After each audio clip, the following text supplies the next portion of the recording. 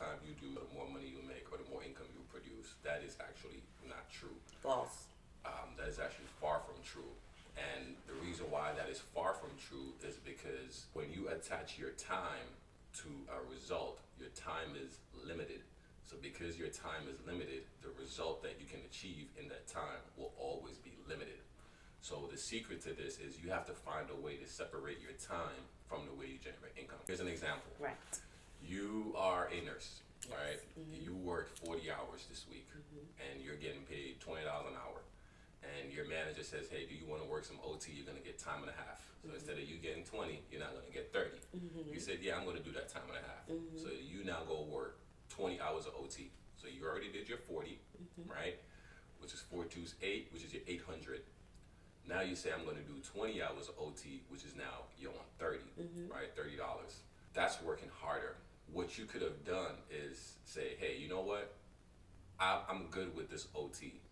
And what you do is you take that 20 hours, Saturday, Sunday, maybe a couple nights a week, and you go write a book, or you go create a product, you go have something that you can sell that doesn't require your time, a side hustle.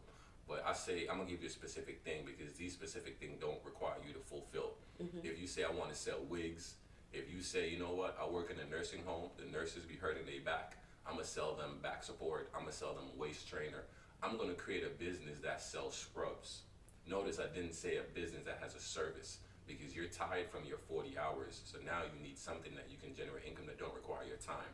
So if you want to sell scrubs, if you want to sell them little plug-in things that you put onto your Crocs that make people Crocs look fancy.